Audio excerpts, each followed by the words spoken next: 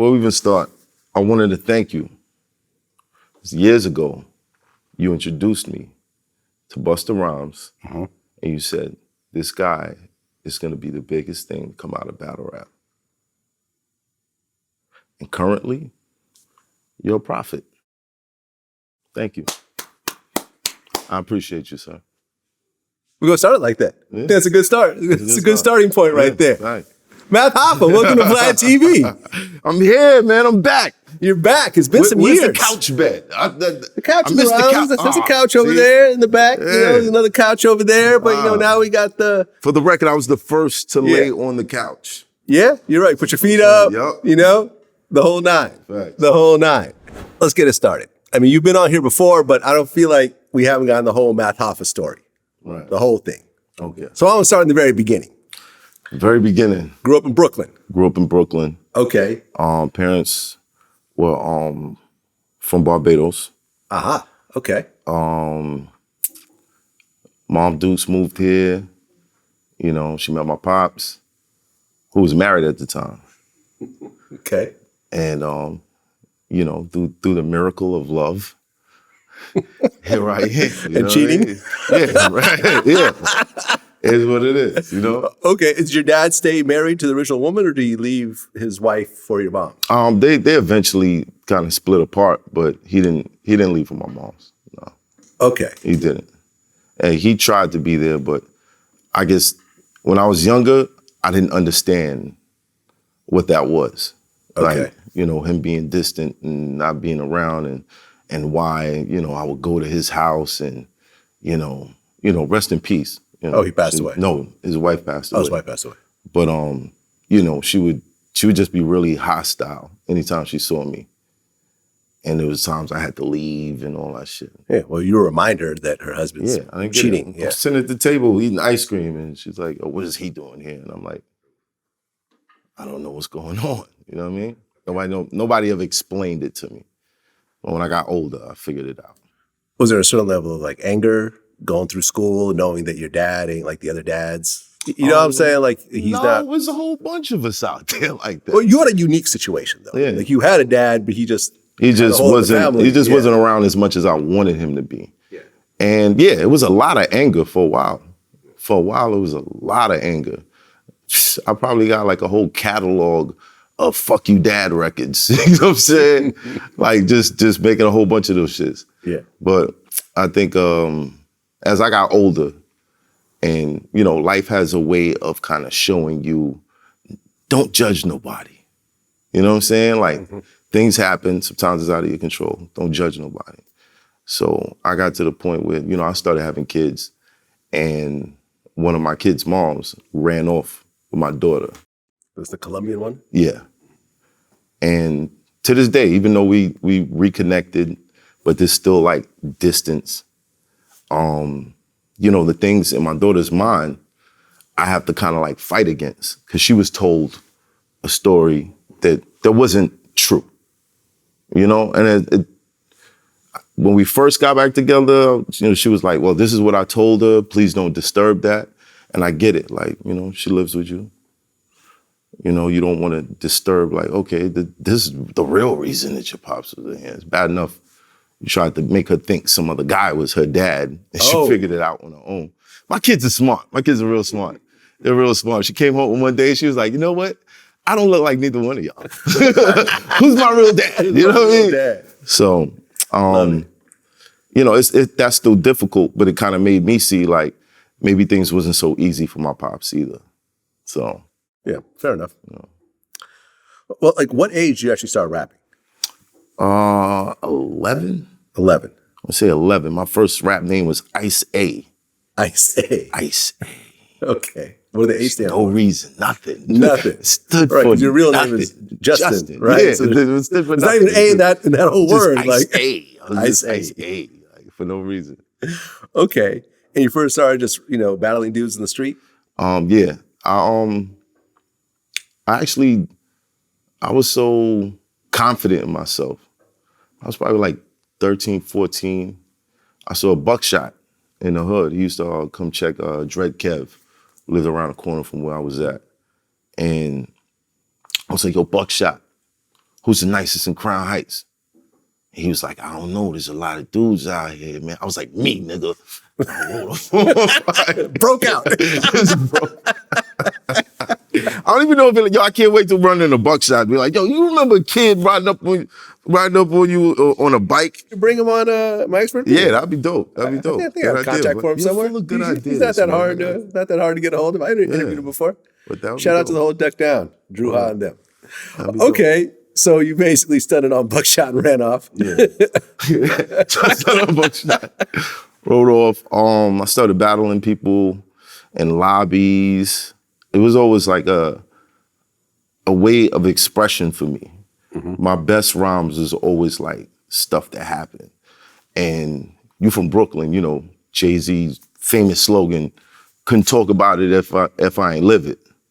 So like there were dudes on the block that were nice, but everybody knew the shit that they were saying. It was not true. It's all fake. Yeah. So like, you know, I used to hang with the older guys, so they didn't really rock with stuff like that. But anytime like I wrote things that actually happened, that they was like, yo, just wrote this rhyme about da-da-da-da-da. Like they loved it. So that just became my thing, just putting reality into what I was saying. So it got so crazy that I broke up with my girlfriend who lived across the street. Shout out to Jo. She still look good. But I broke up with her and I performed a diss record in her lobby to everybody that lived in her building. About her? Crazy. About her. Nah. Yeah, about her sister. I was going off for all of them. It's crazy. But from there, you know, making music and, you know, I changed my life. I got involved with I started researching a lot of religions because I was seeing a lot of shit happening. Mm-hmm. Friends getting killed, people getting shot in front of me and stuff. I just wanted to understand. Someone got shot in front of you? Someone got shot right in front of me. Can you talk about the situation? In front of the school. There's this dude, he cut up another guy in the ballpark and he caught up with him. And you killed him? He didn't kill him. Oh, you shot him? You shot him. Okay. In the back.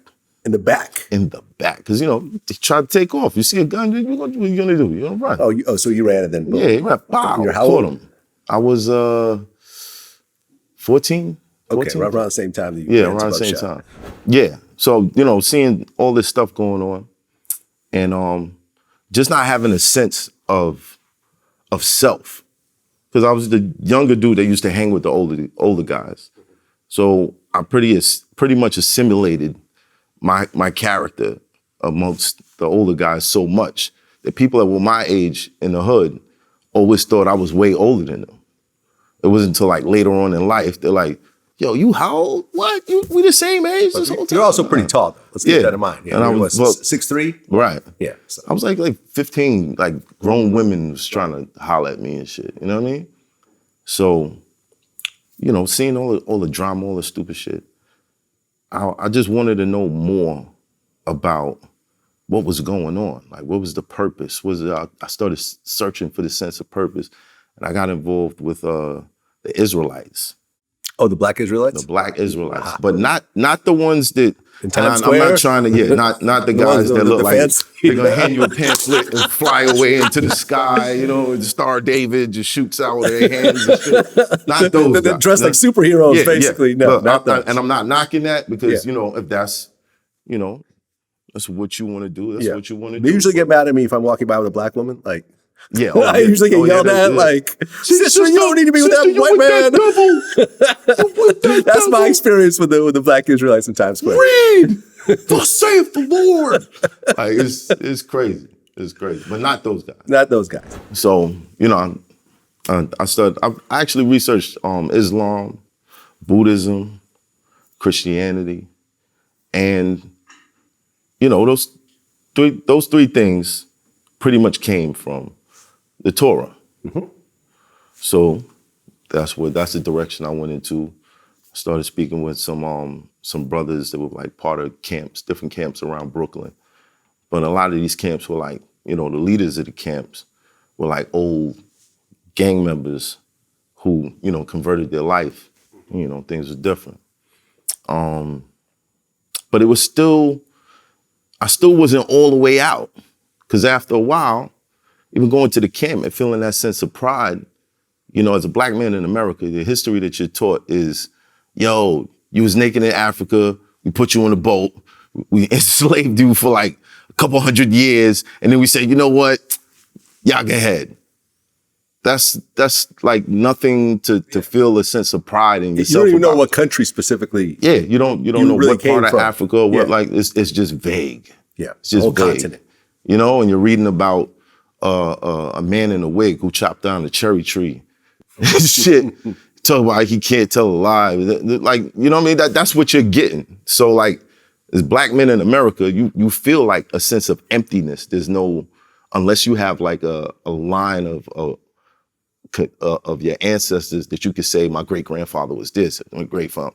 If you don't have that, and I definitely didn't have that because I didn't even, at that age, I didn't even know where my dad was from. So hearing that, oh, these people look like you. They look, read the description. Oh, wool hair, skin of bronze. Who has skin of bronze? Oh, black. That gave me a sense of pride. That gave me a reason to hold my head high. You know what I'm saying? So I felt like I needed that, and it kept me not completely out of the bullshit, but it gave me enough of a pathway to make it out where a lot of people didn't. Well, because was it around that time that, you know, you were doing Stickups? Oh no, the Stickups was right before. Okay. Then I started, you know, studying and getting into the life. And once I realized that even, you know, that aspect of it, it was still gang shit going on. It was temples that had beef with other temples, and they were trying to set each other up. There was one occasion where one of the guys that first came, you know, preaching to me and stuff, he was a good friend of mine. He was one of the toughest guys in the neighborhood, one of the most popular guys in the neighborhood. So when he changed his life, that was like an eye-opener. Like, how did you, really? You gave all that up? Okay, I talk to me what's going on. So once they started breaking everything down, he left from another temple, but to leave from that temple, you had to take like a walk. The walk was all the soldiers of the temple line up, like 2 rows. You walk down the middle, and they beat the crap out of you. Yo, for real? Yeah. And this is a religion. This is this is religion. You know what I mean? Like, yeah, that's crazy. Slash, I've never heard of this before. But that wasn't necessarily the religion. That was something they had within each camp, was like an army. They would recruit you. So, you know, you joined the army, you had responsibilities.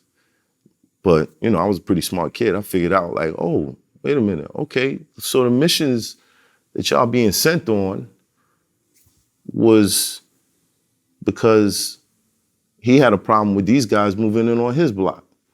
Oh, this is what's going on here. And I remember going to a temple meeting, and the chief of the temple walked in. He put a .357 revolver on the table, and he said, I could keep the temple open, I just need a brick. And I said, oh yeah. I said, oh yeah. A brick of cocaine. I'm still in the shit. I'm like, yo, I'm still in the shit. I thought I escaped this shit. Okay, we still here. All still right. here. So, you know, after a while, you know, I had my first son. Shout out to Kai. I was 19. Okay. I had my first son, and that kind of made me think a different way. Like, I can't move with these crowds no more. I got to do my own thing. I got to take care of a little man. So for a long time, I was like waking up at 6 a.m. I had my own apartment in East New York. I think it was Lincoln, between Fulton and Atlantic. Yeah. And I have my own apartment out there.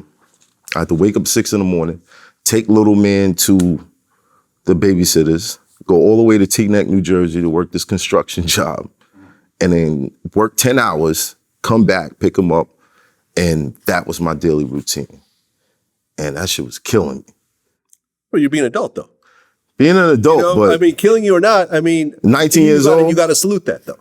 19 years old. You got to salute it. Yeah. For real. Because a lot of dudes would be like, whatever, I'm not even sure it's mine. You know? How often does that happen? I can't deny none of my kids, bro. It's like, there you go. 5 of my faces just running around. Yeah, exactly. It's crazy. But yeah. So after I got done with construction, I went into this job readiness program called Strive. Shout out to Strive. I don't know if that's still going on, but at the time they had the guy that was the head of the program, his name was Frank. And Frank was like, he must have had like a triple black belt in psychology, because he could look at you and just figure shit out. Yeah. Still around, by the way. Yeah. Strive career path. Still around. Yeah. At the time, it was in the basement of Jefferson Projects. Now I'm sure they got different locations and stuff. I remember them moving up to 123rd or 24th. But Frank looked at me and he figured out, yo, there's a lot of shit that you got going on inside that you're not letting out. Like, everybody had to do this 5-minute video. And in the 5-minute video, you kind of tell your life story.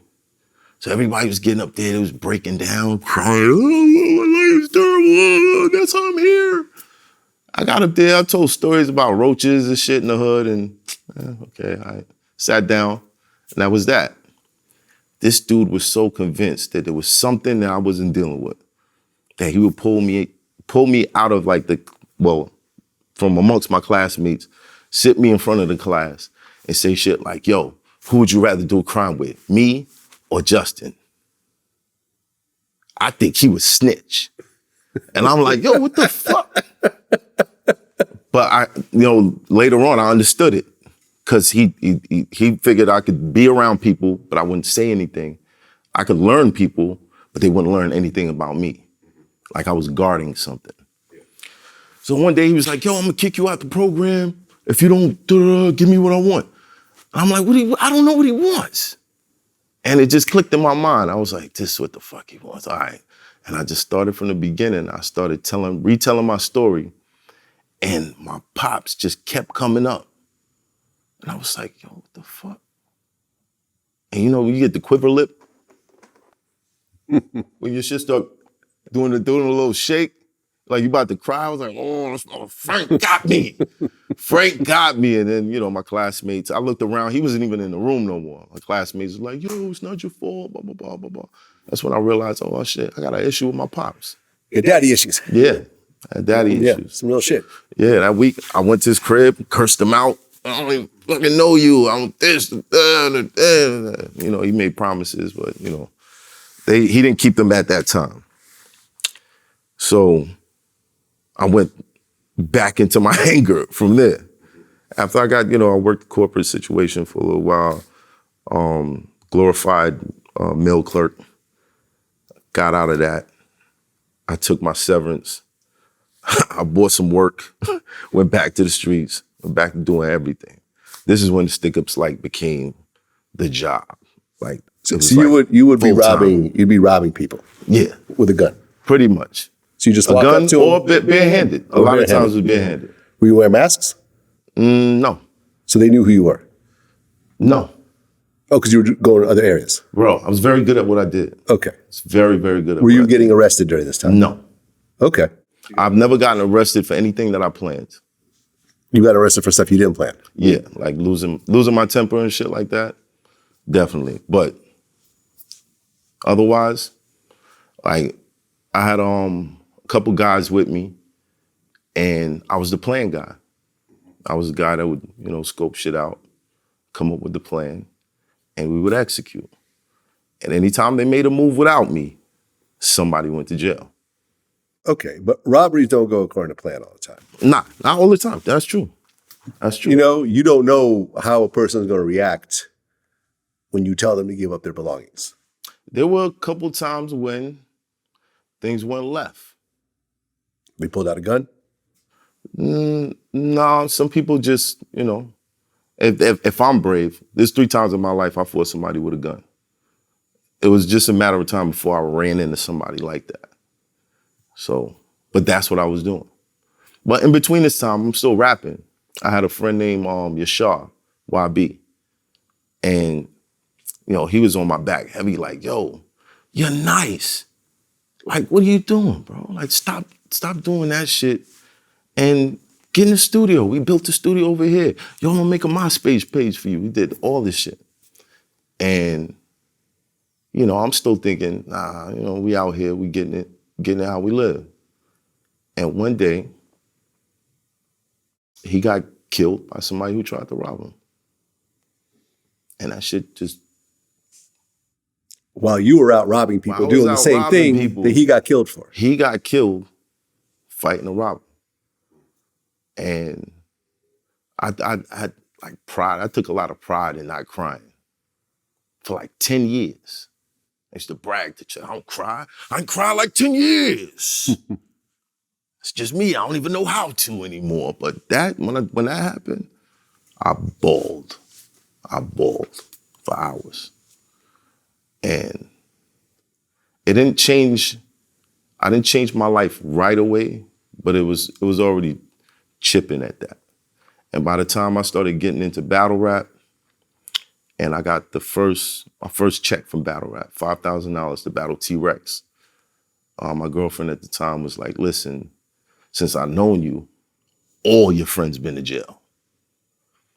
You got a way to not have to do this shit no more? Stop doing it.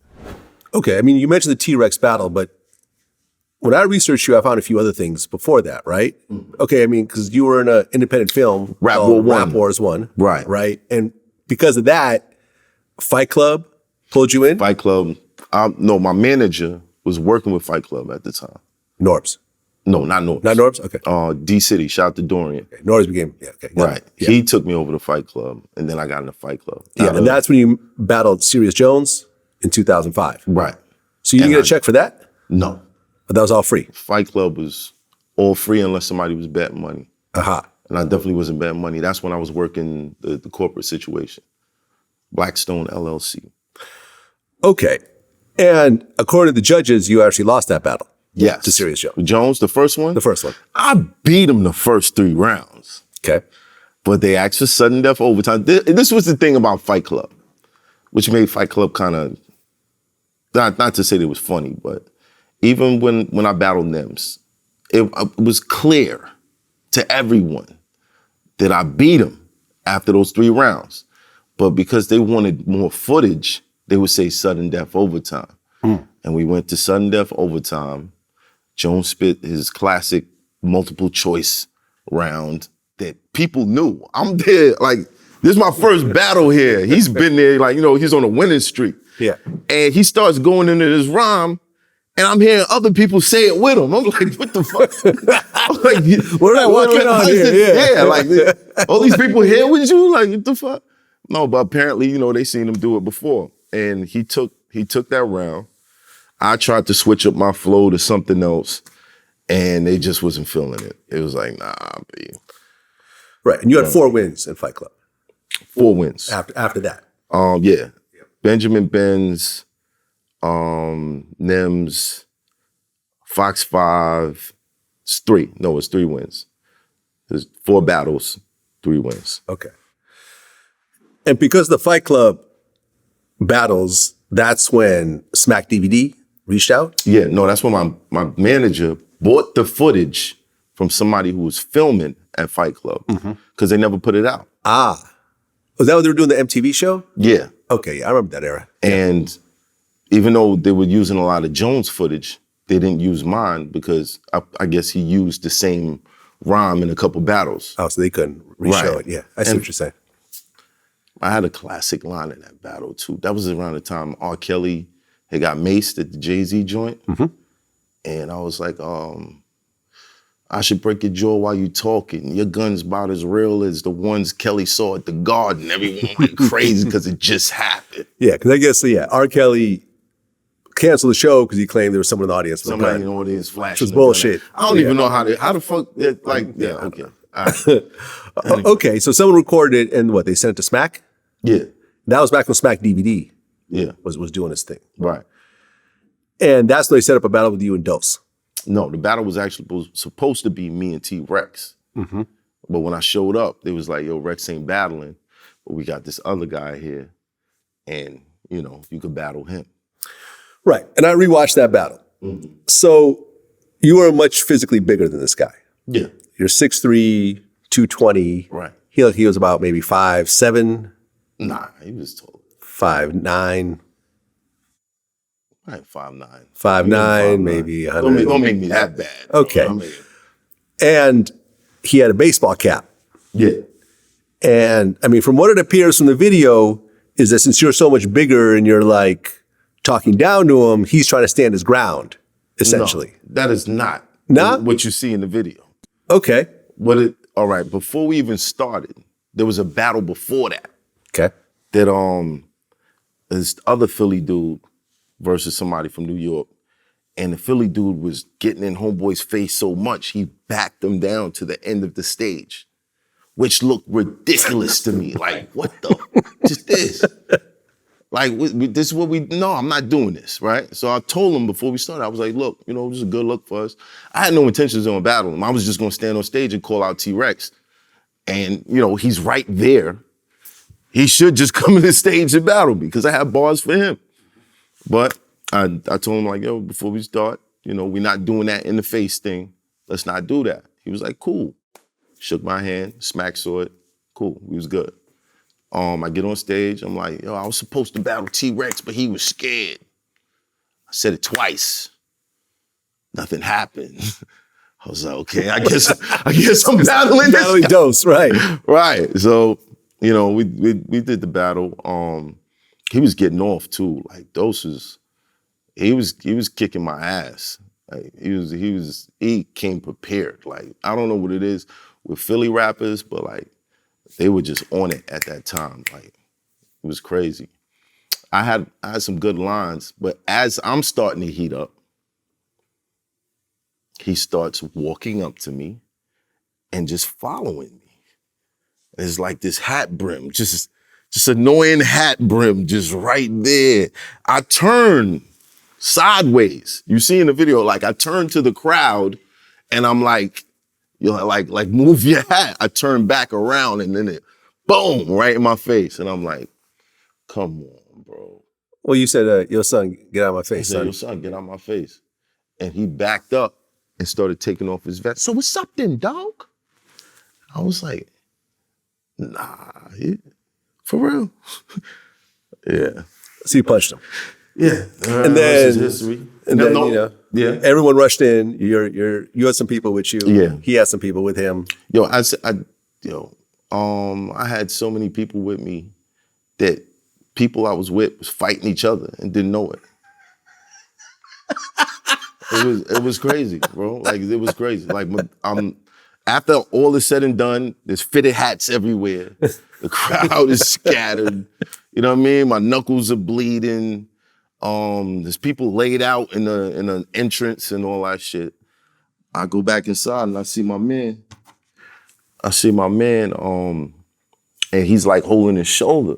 I'm like, yo, what's wrong? He's like, yo, I gotta go to the hospital. I'm like, all right, cool, let's go. So we go to the hospital and I'm sitting there and I'm like, yo, how did you, he was like, I don't know, man. One of them dudes just slammed the shit out of me, bro. And my shit just was out. I was like, wow. I get a phone call from my man. Shout out to H. And he's like, yo, what up, you good? I'm like, yeah, I'm good. He's like, yeah, man. I slammed the shit out of one of them niggas. I was like, what? I'm sitting there on the phone like, yo, what was he wearing? Yo, he had the gray North Face. I'm like, oh, shit. I get out, go outside. I'm like, yo, you slammed the wrong nigga. I'm in the hospital because of you, dog. I'm in the hospital. So that was that, but, you know. Okay, that battle happens and right. Good or bad, you're now a known person. Right. We did a rematch, though. Well, yeah, later on. Yeah. We'll get to that. Because then the next battle was Iron Solomon. Right. And that was sort of at the peak of his career. Right. Solomon was, Solomon was killing everybody. I knew Solomon from end of the week. It was the longest running open mic in New York City. Rest in peace to Vice. Yeah, so I used to be out there, and those were around the times where, you know, I was still doing my 1-2 thing. So I would go to an open mic, perform, leave, and then stick something up in the area. Or just rob someone. Not rob someone, but rob something, an establishment, something. Oh, okay. Like we moved on to bigger and better, Vlad. We were doing bigger things, right? Okay, but you know, you start robbing places, they have cameras, there's police presence. Yes. But you're in LES and you're 5 minutes away from Three Bridges. Okay. So okay. So I knew Solomon from then. So like during a battle, I would say things like, he know Thug, he know me from his People's Club. Cause I don't fuck niggas up outside of EO Dub, because I used to be out there fighting too.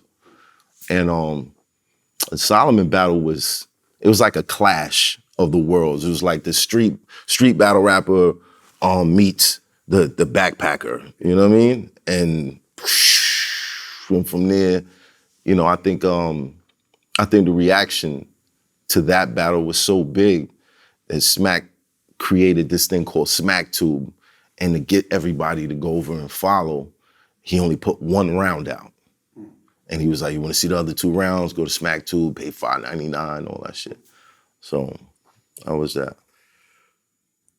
And then at that point, you just kept battling. Right. You finally battled T-Rex in 2009. T-Rex. For the first time. For the first time. You battled A-Verb in 2010. You battled Calico in 2011. Yeah, that was the bad one.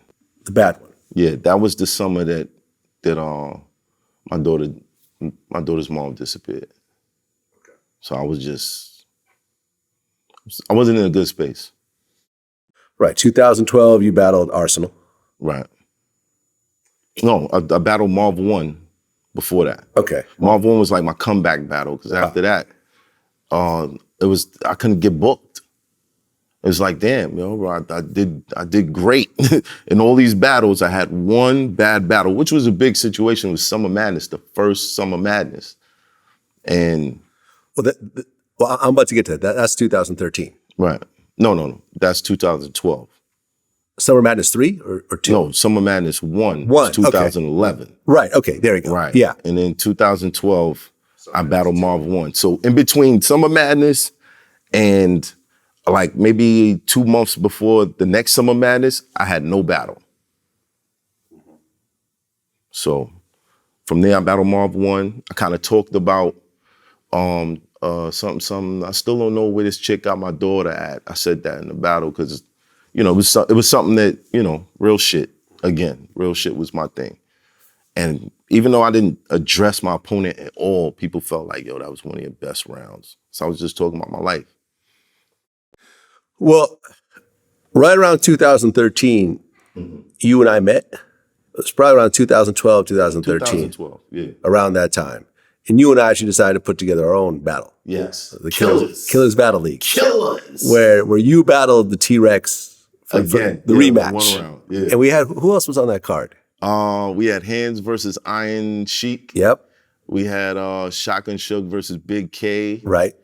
And was there another battle? It was only 3, well, right? What's his name? Oh, yeah. Loaded Lux. Loaded Lux. Did the 50 bar call out. Exactly. Which was, I don't understand why battle leagues never picked that up. Like, that was the first time that ever happened and led to one of the biggest battles in the battle culture. Right, because he called out Hollow the Dawn, right? Right. Yeah. Yeah, that was a good move. It's just a shame we didn't get that battle. Yeah. And, you know, right around that time, like you said in the beginning, I was like, yo, you got the potential to be bigger than battle rap. Like, remember, like, I was fucking with you. I was like, yo, like, you really, I felt like you had the charisma and so forth to really be above this, because battle rap has always sort of gotten to a certain level. Right. You know what I mean? It might, every so often there's more excitement. You know, Eminem will get involved for like a one battle, and then he'll fall back and not do nothing again. Yeah. You know, MTV will get involved in Fight Club, and then so, you know what I mean? It fizzles out. Right. So I was like, yo, like, I think you could do more than this. And then that same year, you and Dose had a rematch. Yeah. That year I was going wild. Yeah. Exactly. I had 4 battles in 1 month, which was unheard of. Right. And ours was one of them. The Dose rematch was the other. No, it was Pat Stay, the Dose rematch, Shotgun Sugar in Jersey, and Hitman Holla in St. Louis. Well, but ours All in happened in the same 2013, though. Like the T-Rex. No, T-Rex thing was later on down the year. Yeah. So that was from like February to March. Okay. Then I battled John, then I battled Shoddy Horror, I was just You were I on was fire at that everywhere. point. Right. Well, when you did the rematch with Dose, he wore a hat that didn't have a brim. Yeah, and I kind of set him up with that whole, oh man, that was crazy. I gave him like 50 pounds and with yo, we gonna have a classic, yo. And then when the battle started, I gave like this speech, like I was never proud of what happened between me and Dose, and we here to do it for hip hop. And everybody was like, yeah. I went to shake his hand. I went under. He still looked like a sucker. Everybody was dying. He looked so mad. Shout out to Dose though, man. You played the asshole role pretty well. Yeah, I did. I definitely did. Then URL Summer Madness 3. Summer Madness 3. You're battling Serius Jones again. Again. After a certain number of years had passed by. Now peep how life works, right? I'm battling, I'm making all this money. I found out my daughter's in Miami. Mm-hmm. I moved to Miami. Out there, getting communication with her moms.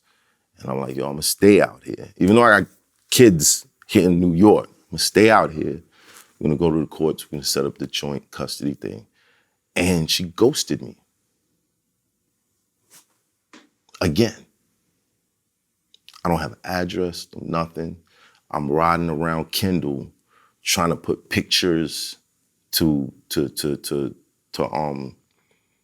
environments, going into preschools and stuff, asking them, you know, if my daughter's there, whole bunch of shit. So I'm out there pretty much, you know, no support system, crashing with one of my homeboys, and I needed money.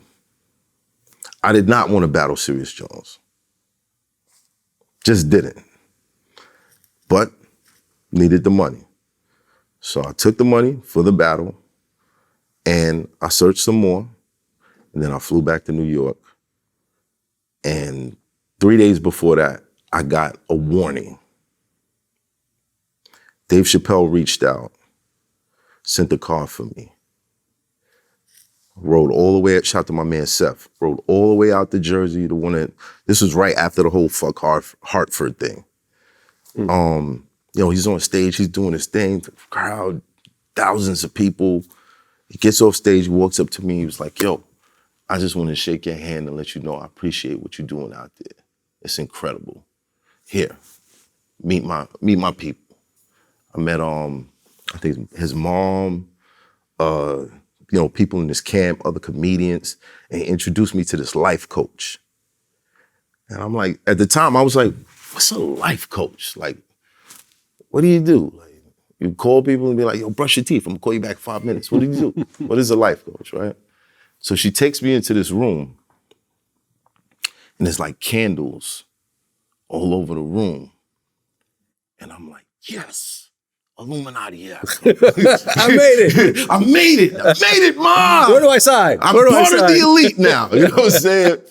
But she sat me down in a chair and she started tapping on my knees like this and like turning her head like she was listening for something. And then she started telling me about my life. And she was accurate.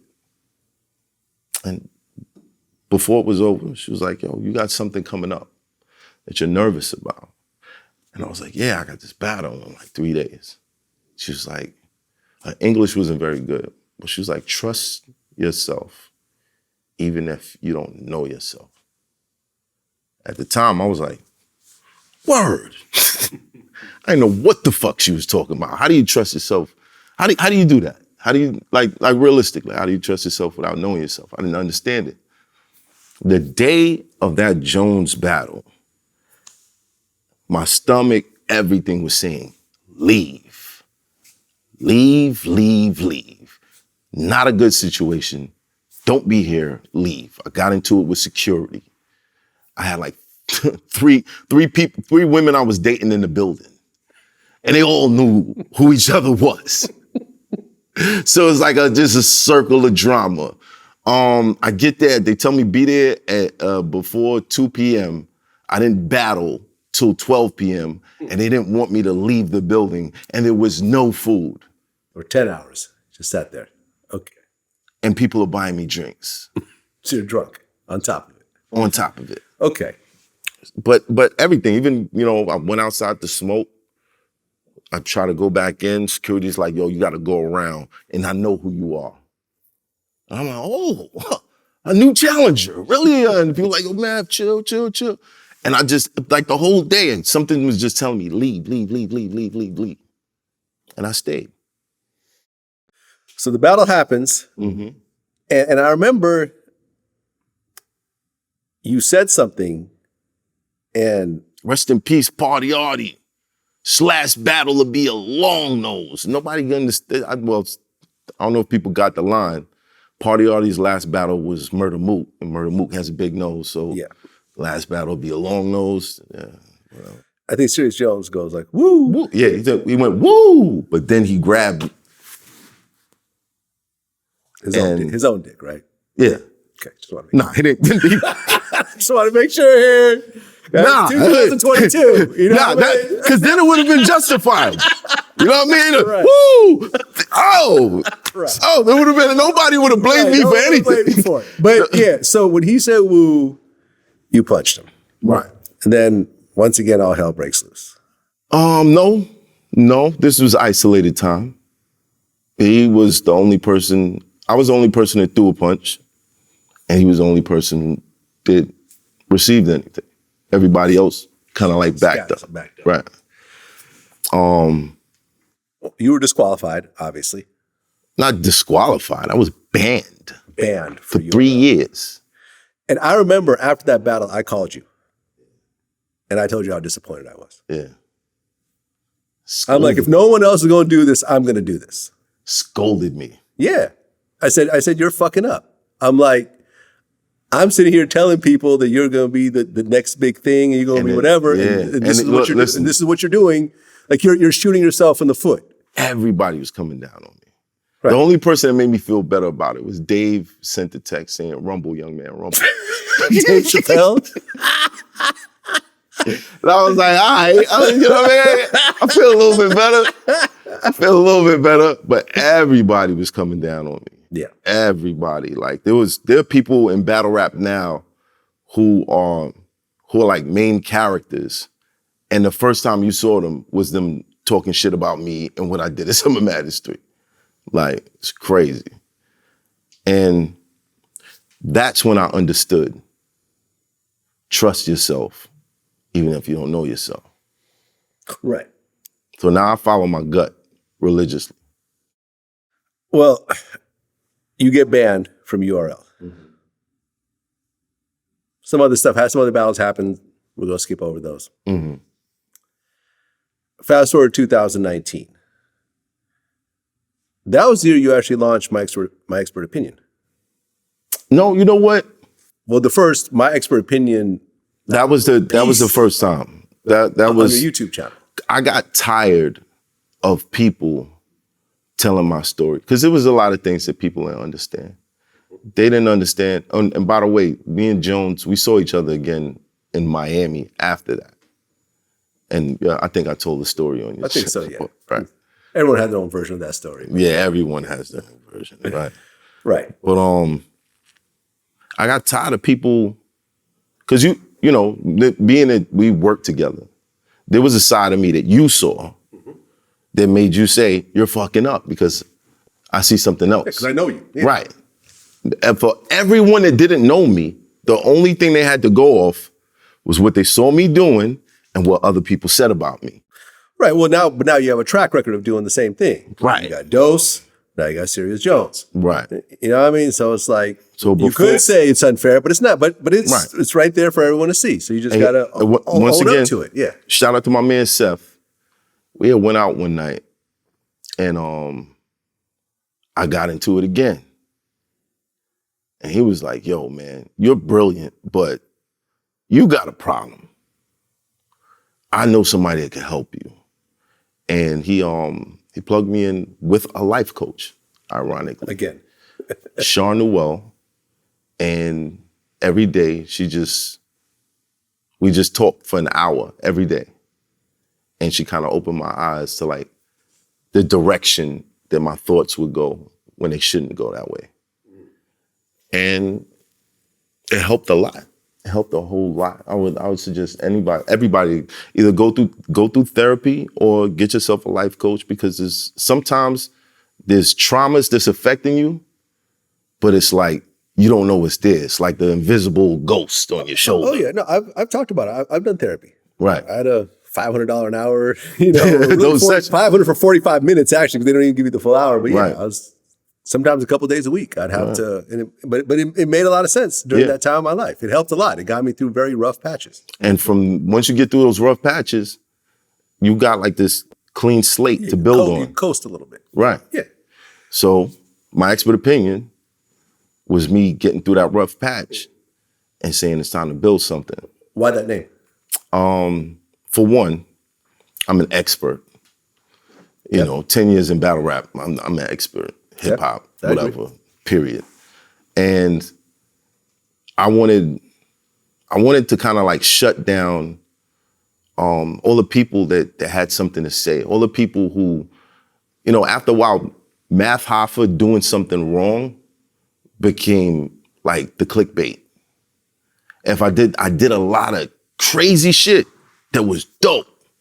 Like I set myself up to battle on the 3 biggest leagues, 3 weeks apart. Never been done before.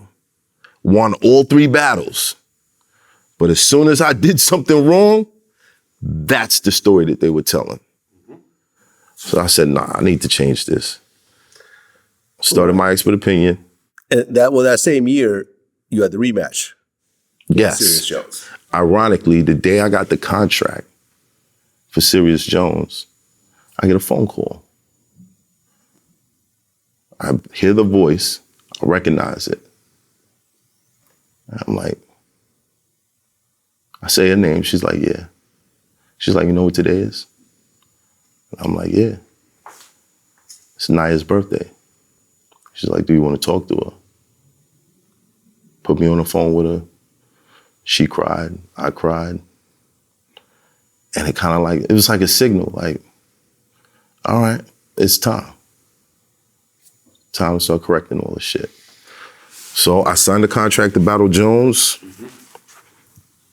I'll give him that battle. You can have it. Well, you apologized. Of course. Was it during the face-off? You apologized? Oh no, the face-off it kind of went left. Cause I got kind of tired, bro. He was like really laying it on, but I get it. Like, people probably been taunting you for years about me. And I've been in that situation, but I don't know, maybe I got thicker skin. But he was just going too crazy. And I was like, you know what? Let's go outside. And, Adam, he kind of broke it up. But when we did the battle, afterward, we went outside, on stage, we shook hands. And we talked, pieced all that shit up. And for that time period, it was cool. Right. But then the next year. No, right after that battle, I flew to Miami to see my daughter. For the first time in how long? For the first time in 9 years. Sheesh. Well, but for Serius Jones, that next year was bad because he was sentenced to 3 years in prison for human trafficking. Yeah. What when they say, all right, human trafficking? Well, basically, according, yeah. So basically, he had an 8-count criminal complaint, including charges of human trafficking, pimping, assault, robbery, and other felonies. Right. Prosecutors alleged that Jones willfully and unlawfully violated the unnamed victim's civil liberties by forcing her into prostitution. Right. He was being accused of assaulting the woman, stealing the victim's car, and attempting to keep the woman from cooperating with police. He apologized to his fans on Instagram. He said, I would never force a woman to do anything against her will. That's not what I was raised as. I'm sorry to my fans. I'm sorry to those who for those that makes this look like a disappointment, no one's more disappointed than me. Right. And then he started his 3-year prison sentence. And he's actually still locked up, or is he out? No, he's out. Okay, he got off. He's out. He's been battling. He's been beating motherfuckers like that people would expect him not to beat. Like, he's been doing his thing. Right. Shout out to Serius Jones. I've always been cool with him. You know what I mean? There, man. Kick ass. Yeah. Kick ass, bro. But that same year, you did the Legends Only battle with Method Man. Right. Yeah. That was dope. That was very dope. I can't believe Meth said yes. I still can't believe, like, he's like, yo. Wow. Well, you don't usually see dudes like, I felt like Meth has consistently stayed relevant all these years. Like, yeah, the music, you know, I mean, you know, that's not always easy to maintain, but he reinvented himself as an actor and continued to get acting roles. I mean, he was like on Godfather of Harlem, and you know what I'm saying? Like Power. I mean, he was and Belly, you know, classic. And he's still bodying rappers like on songs. Like, people call him for features. He's like, okay, I'll kill you too. You know what I mean? Like, he's still doing his thing. Like, shout out to Meth, because he's kind of showing my generation and generations that came after me how you should be when you get to this point. You know what I mean? Oh yeah, man. Like, you gotta really, you know, like, for example, I don't know if you're watching the new Star Wars series, Obi-Wan Kenobi. Oh, I haven't started yet. But I mean, Ice Cube's son is in that. You know, you want to talk about how to really do it right, like to the point where you're creating multi-generational success. Facts. You know what I'm saying? Right. Like, Ice Cube switched his career to actor, and then his son became a successful actor where he's doing Star Wars series. Like, that's fire. It's a big deal. Yeah. You know what I mean? And Meth outputs on the same category. I'm saying in the regards of, you know, hip hop is young. We don't have like senior citizen rappers. I mean, it's getting there now. But this is like the first time. Yeah, I mean, Melly Mel is in his 60s, I think. Melly Mel's still in great shape. But he doesn't look like it, but he's probably in his 60s. But this is new for us. Yeah. You know what I mean? So to see somebody, you know, that's late 40s, early 50s, still killing it, it's like, okay, yeah, you can do this. Because usually, you know, you get to a certain age, they say you old, we don't want to hear you no more. You know what I mean? So. Yeah. Well, and then Method Man goes on My Expert Opinion, and that becomes, I believe, your biggest set of clips. No, not that one. But Meth was episode 10. He came on episode 10. And Cassidy came on episode 11, started picking up steam. It was originally supposed to be a battle rap podcast. But the battle rappers started kind of like shading the show. Like, not showing up, saying they can't do it. I heard one battle rapper say, I needed him for the show because my numbers are not doing good. It was like, you know, it was like a group of battle rappers that were trying to just slow up what I was doing. So every time I got a no from them, I would reach past them to somebody in hip hop. And I just kept getting yeses. So the whole thing just switched over. Yeah. And then this year is, I feel like you really got in your stride. Yeah. 21 Savage. 21. Which is probably the biggest, I would say, celebrity that you've ever gotten. Joe. Right. And shout out to Joe. I just mean, like, when you look at right now in terms of who does numbers when they drop a song, right. 21 Savage is at the top of that list. 21. Shout out to Fat Joe. Yeah. Not at all a slight to him because he's a legend. Right.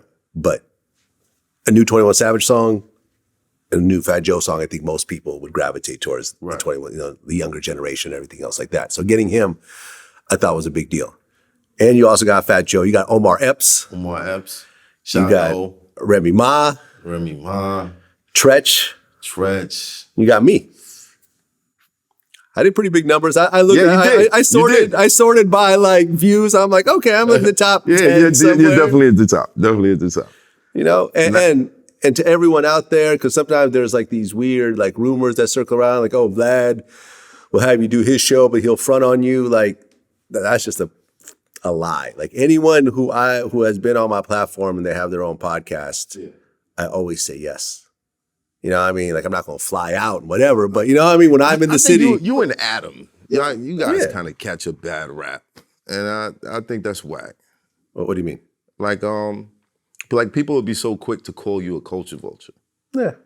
That's why when we got on the show and we went through all the other facets that you were a part of in hip hop, from breakdancing to DJing to making classic tapes that people love but didn't know that you were behind it.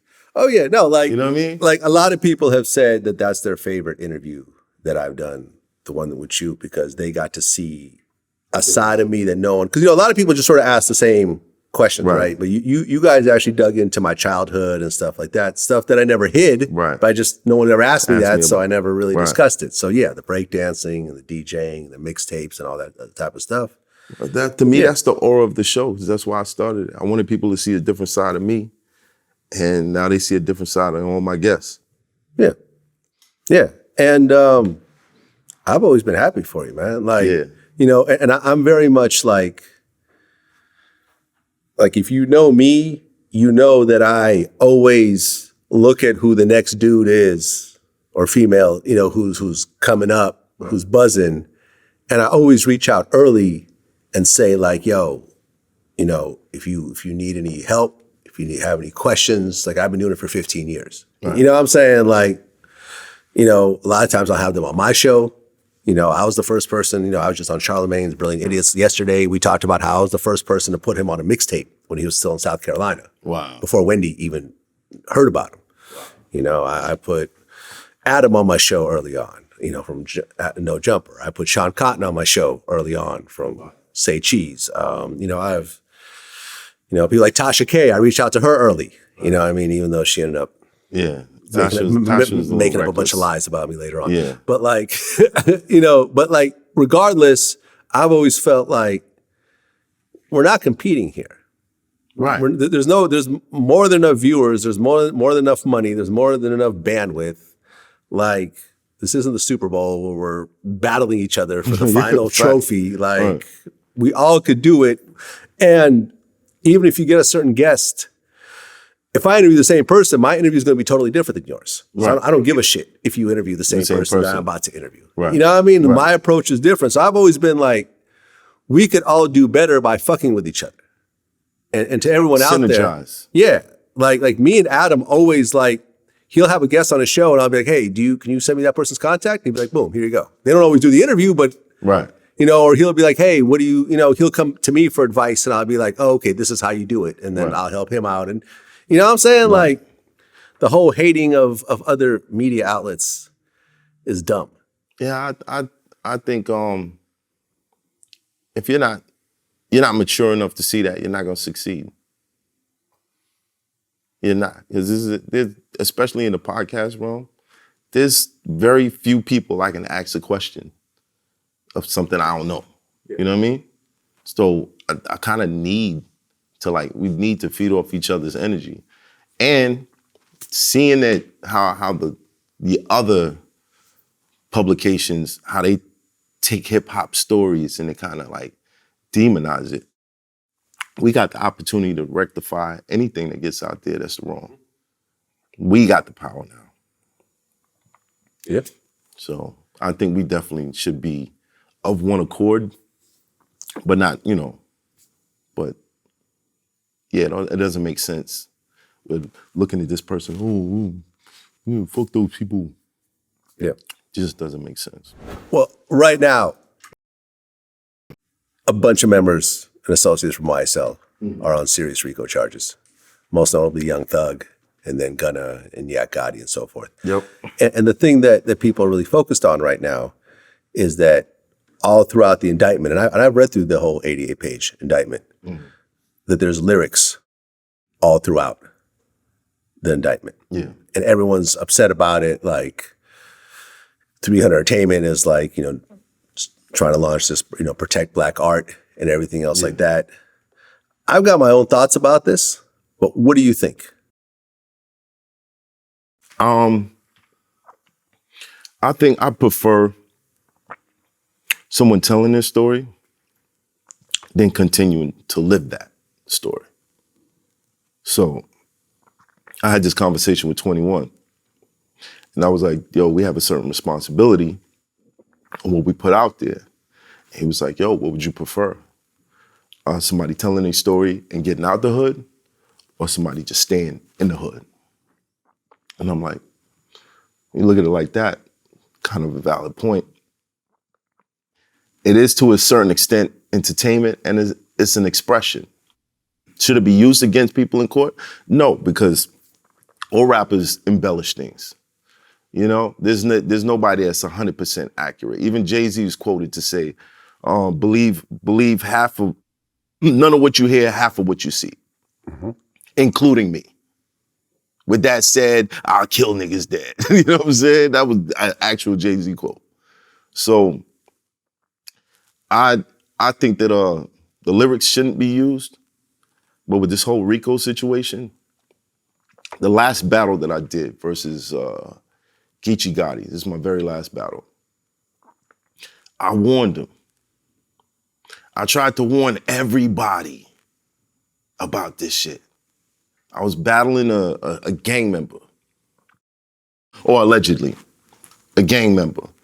And you know me, I like to be factual.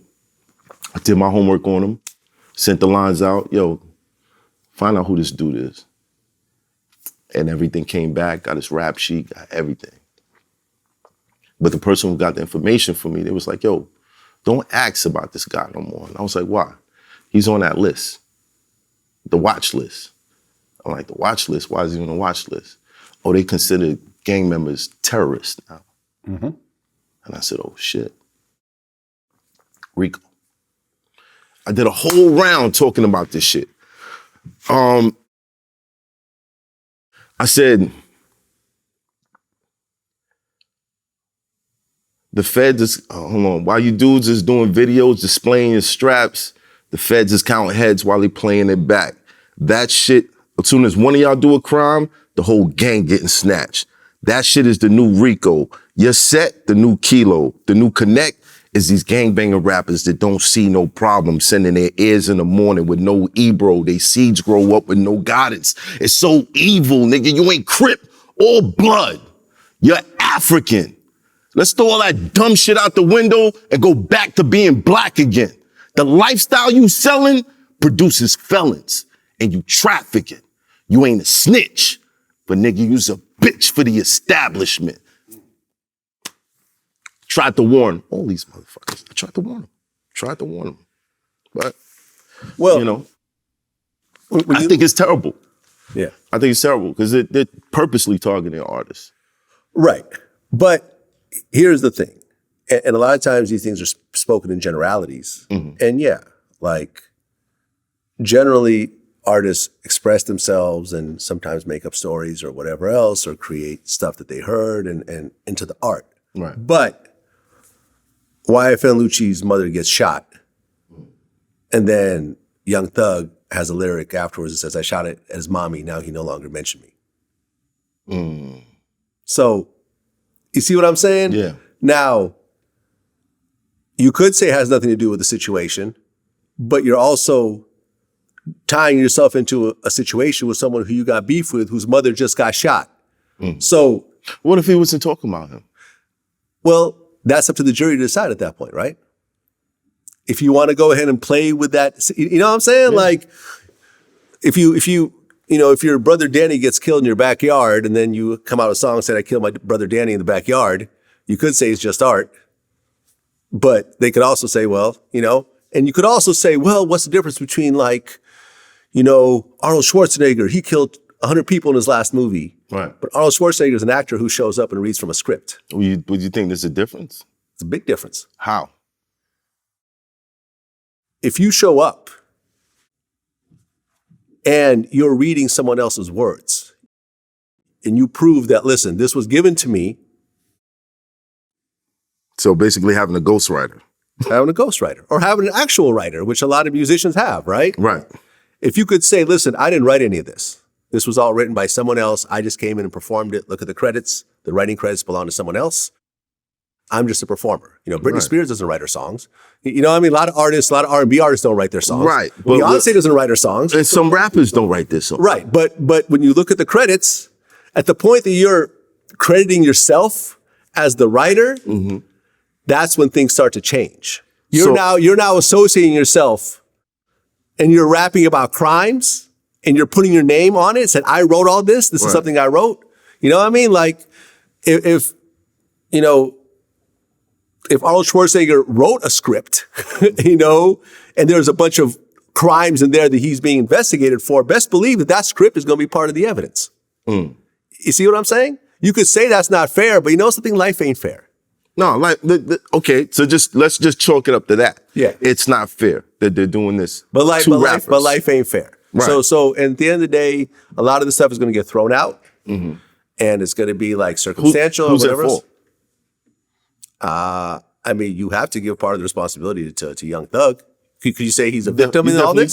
You definitely do. You know what I mean? Because at the end of the day, you know, he rented a car that's tied to a murder.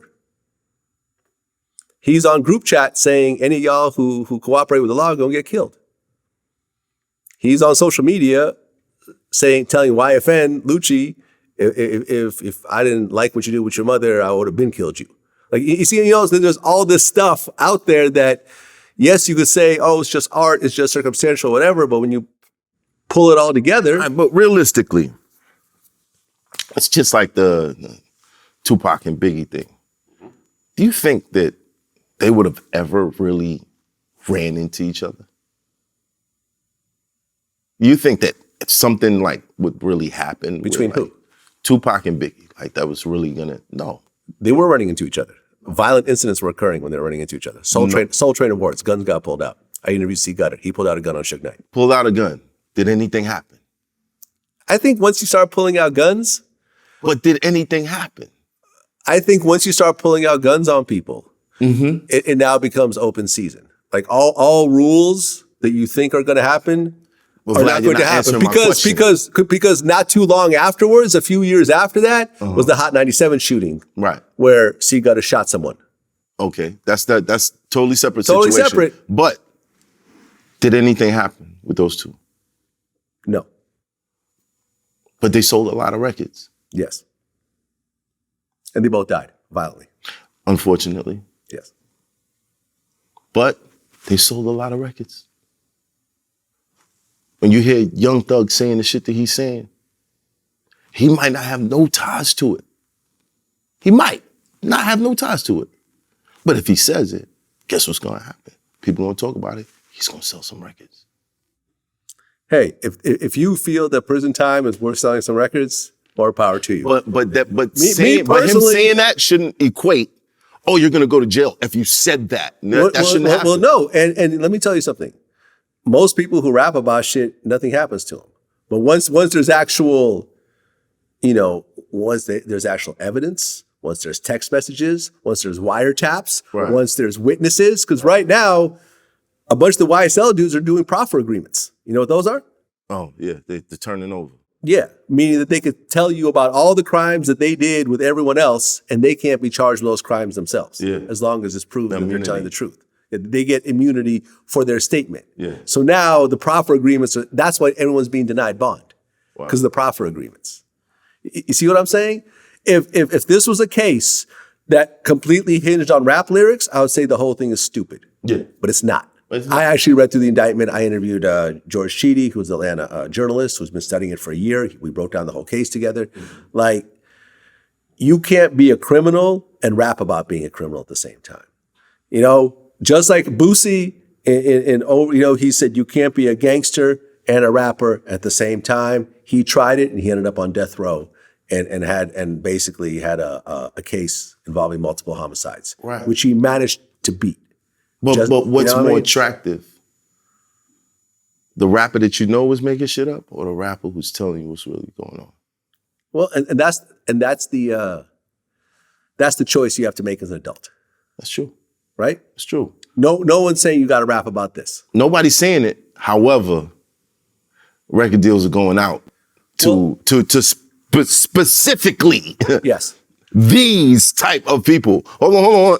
These type of people are getting the situations. Now, a young, impressionable kid who follows hip hop and he sees this going on, what direction do you really think he's going to go in?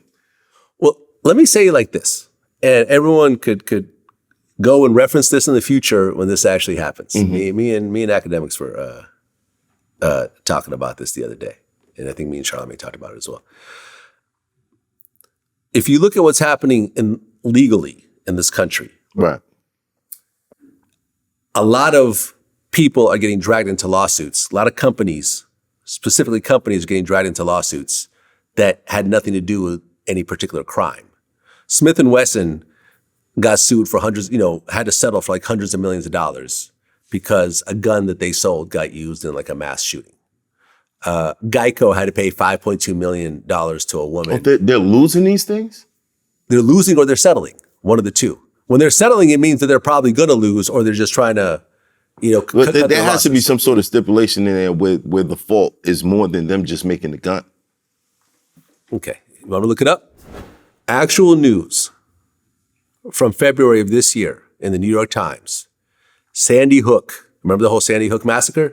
Sandy Hook families settled with gun maker Remington, the maker of the AR-15, for $73 million over that massacre. But what was the fault? The fault was that they made the gun. That can't just be it. Yes. Promoted sales of the weapon that appealed to troubled men like the killer who stormed the blah, blah, blah. They felt the promotion somehow targeted people like the guy who did the mass shooting. Now, this right here is not anything to argue over because this is just established at this point, right? I've established how a gun maker just paid $73 million for making a gun that someone then took and committed a crime. So you're telling me if I see a gun commercial or someone that I know who shot somebody sees a gun commercial, I can sue that gun company because that person saw your commercial and they bought the gun and they killed somebody? This is what happened already. Right? I remember the big mass shooting. Why we ain't going hard with this? Why are we not going hard with this right now? Okay. So you see this happening already, right? Yeah. You see this thing happening. $73 million is a lot of fucking money. Yeah, right? That's crazy. Wow. Watch what happens next, okay? So I talked to you about the lyrics, right? About how this YSL case involves lyrics. Now, we're very early in the case. So obviously, Young Thug's lawyer, the lyrics got nothing to do with it. He's talking about someone else. Maybe someone else wrote it. Whoop-de-whoop. This is all bullshit, circumstantial, whatever else. Right. But at some point, Young Thug is either going to go to court or he's going to do a plea deal. Most times it's a plea deal, right? Very few people go to court. Right. So let's just say in the plea deal, let's say he accepts a 15-year plea deal. But in the plea deal, you have to admit to a bunch of stuff, right? You're pleading guilty to those things. So let's just say in the plea deal, he says, yes, I'm talking about shooting YFN Lucci's mother in this verse, right? It's now in the court papers. But that's not the crime. But it's part of it. It's part of the RICO case. It's part of the violence that's occurring in Atlanta and the shootings and everything else like that. They basically are painting it as a gang war in Atlanta between YFN and YSL. Wow. So now you have paperwork in court where a rapper is admitting that his lyrics are actually promoting a crime, a heinous crime. Shooting someone's mother is not anything that anyone's really, proud of. No one says, yeah, I shot his mom, right? That album came out on 300 Entertainment, which in turn is owned by Warner Brothers Records. Right. I would not be surprised if they get sued. If the mother says, oh, okay, you're rapping about me getting shot and you're promoting it through the record label. There's marketing, there's billboards, there's everything else like that. I'm going to sue Warner Brothers Records for $100 million. And then they settle. Or it goes to court and they win. And think about the domino effect that'll happen at that point. Now, record labels are tied to promoting crimes for certain artists, and you're going to have a domino effect of certain types of artists, certain street artists are going to start getting dropped from these labels for liability. That's not that. See, Okay. now we got a problem. Now we got a problem because something that's supposed to be considered art is being taken for as quotes. So, okay, when I was 12 years old, I broke a bunch of windows listening to a rock song called "Breaking the Law." Breaking the Law. Right. Are they responsible for what I did? They're not, right? Is Remington responsible for selling AR-15s to a lunatic? Yeah, I don't know how you that see how this works? Did you hear about the Geico case where a woman was given $5.2 million from a lawsuit from Geico because she caught an STD in the car of someone that was insured by Geico? And this shit is real? These are real stories. You could sue anyone for anything. Wow. Now, it could get thrown out, but if the judge says I feel this is a valid lawsuit and it goes forward, that's when companies start to settle. This is when, you know what I mean? Like a lot of times companies don't want But you got to consider what is the end result of this infringement on our rights? Well, I think the end result is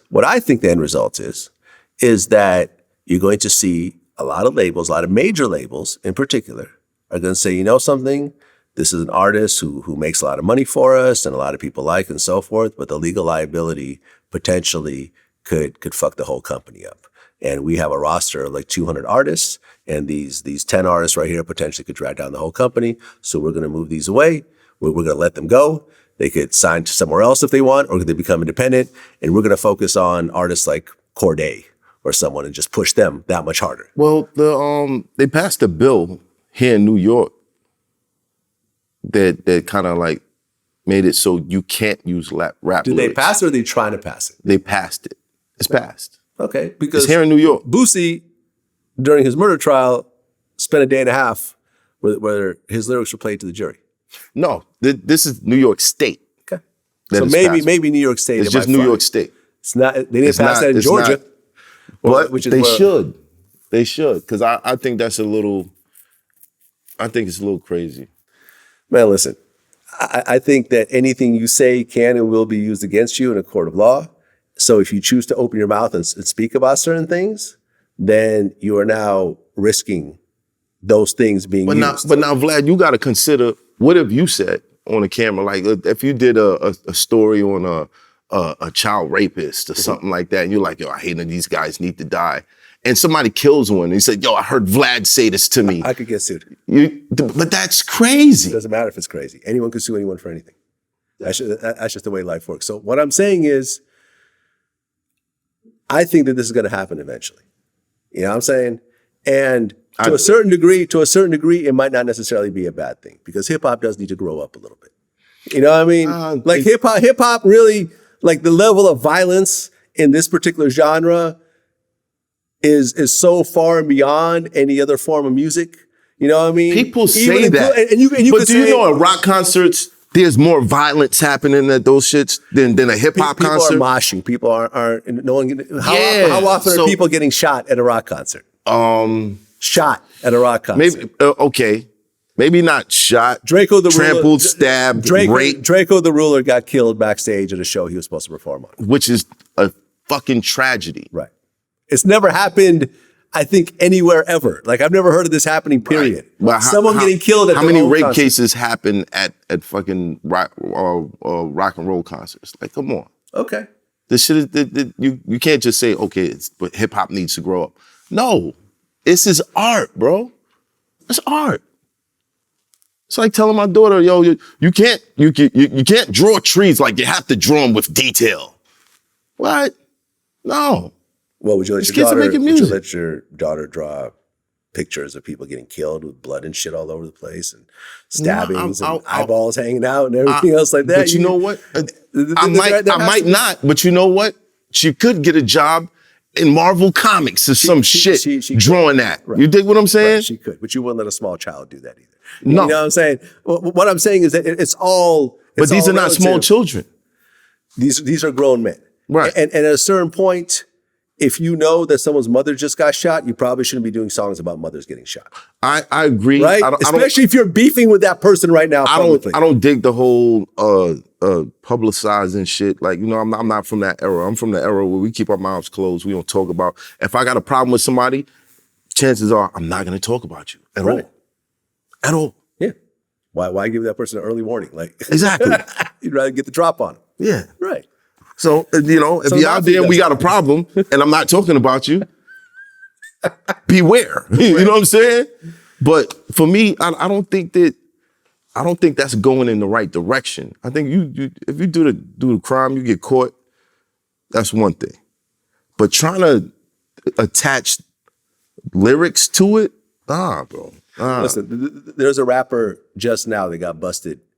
He was doing songs about robbing ATMs. And he got busted for robbing an ATM. Oh, bro. You see what I'm saying? We had a story about these two rappers that were rapping about PPP fraud. They get busted for PPP fraud. Like you're saying grow up. Look, you're saying grow up. But I was the kid that had to rap about real shit. Otherwise, the adults around me didn't like it. Well, you chose. But you're saying grow up. That's the crazy thing. You chose to rap about those things. Right. Because you felt that caused the biggest reaction. So you felt that was the low-hanging fruit that you were using to get on. No, it's not. It's definitely not low-hanging fruit. Well, no, I mean, when I say low-hanging fruit, I just meant that you knew that if you talked about that and if it's really real, it would cause a reaction because people are like, oh shit, he really did that. It's real shit. And it would cause whatever. But you could have gone in a totally different direction and rapped about philosophy and everything else like that. You could have gone the Kid Cudi way and look how big he blew up. Vlad, you're forgetting where hip-hop started. I know where hip-hop started. Someplace in Africa where a man was creating a melody to record the stories of the village. Yes.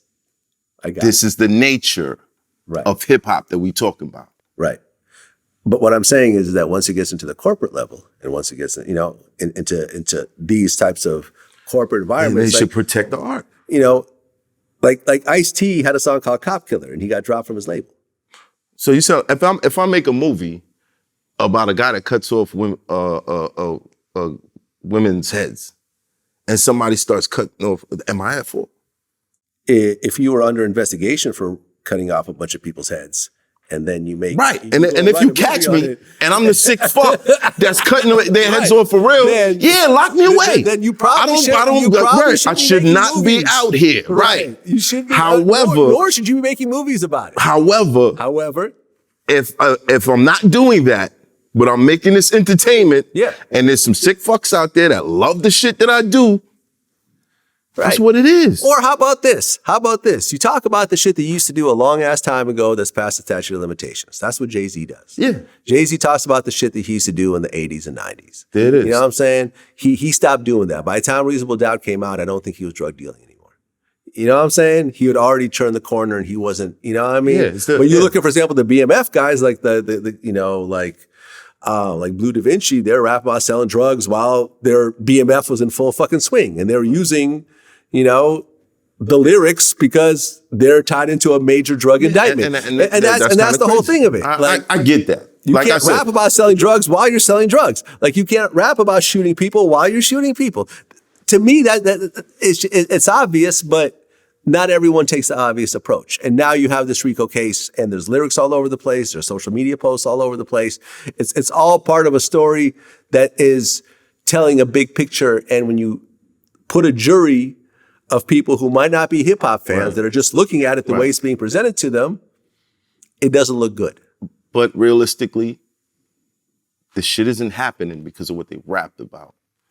It's happening because of the shit they did. Yeah. When they weren't rapping. No, in the YSL RICO case, the shit was. No, I'm saying when they was outside of that booth. Yeah. Right. Whatever they did, that's what they really got locked up for. Right. Not the lyrics. So I think we need to just slide those lyrics out the way.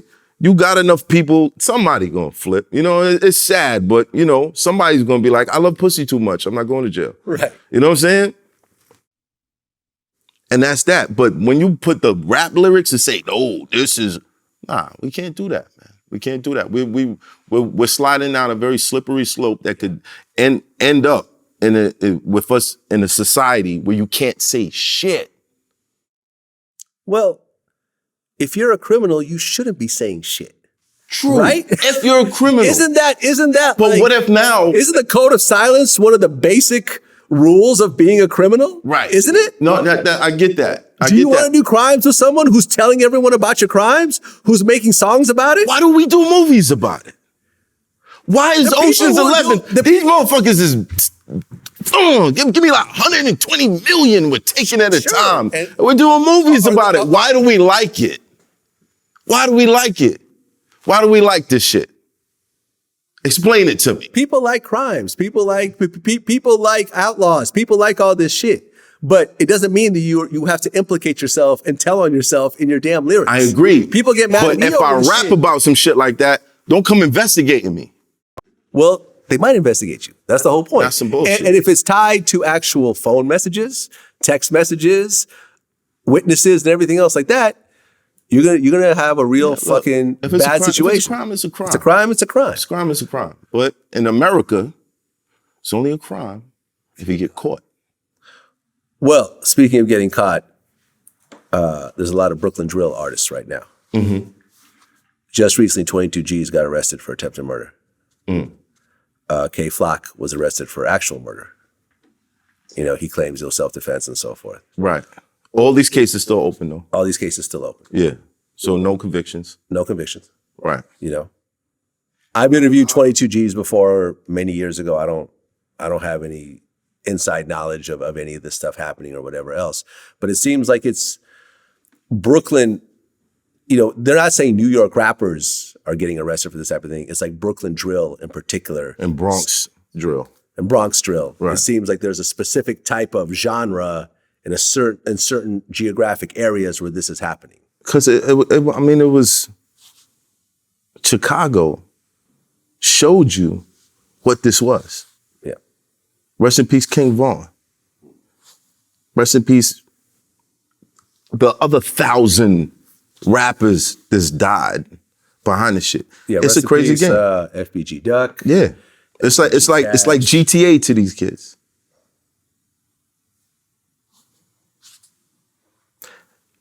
What confuses me is once you start making enough money to get away from the bullshit, because that's usually the goal.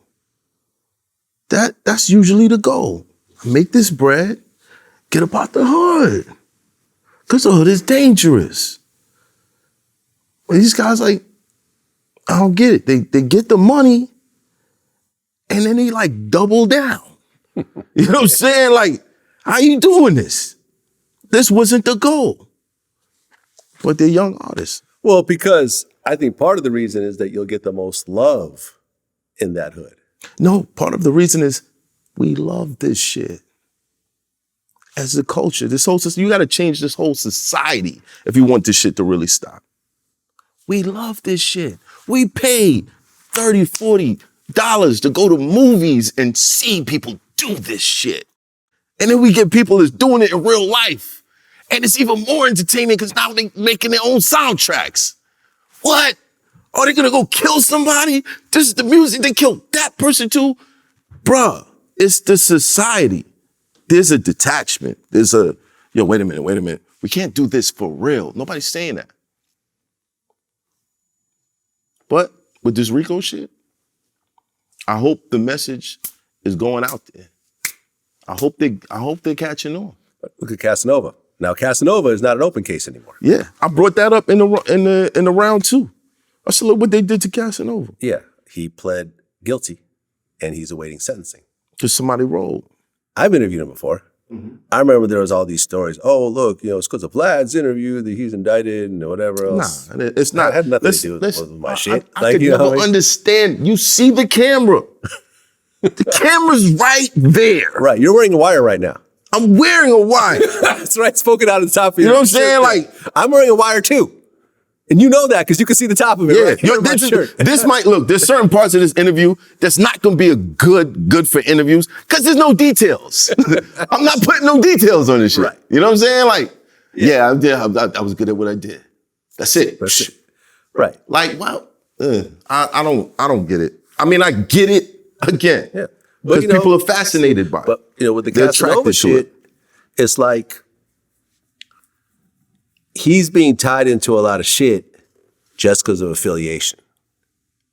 You know what I'm saying? Like he chose to hang around a group of guys that he grew up with, that he had, that were his friends. Can you call it a gang? Can you call it whatever else? Or can you just call it your friend? Do I have gang member friends? Yes. Right. Right. I consider Trey D my friend. He's a Crip from Long Beach. Right. You know what I'm saying? But he's not still active. No.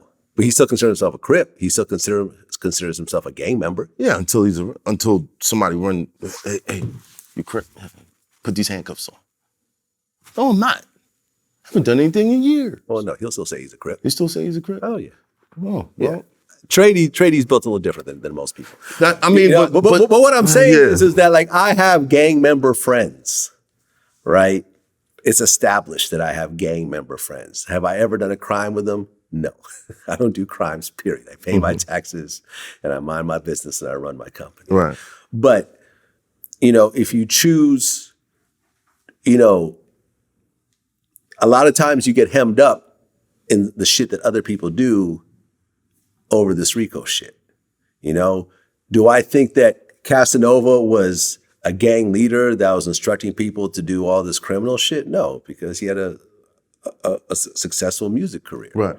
But because he chose to affiliate himself with people that he may or may not know are doing crimes actively, you're now tying yourself into some real crazy shit.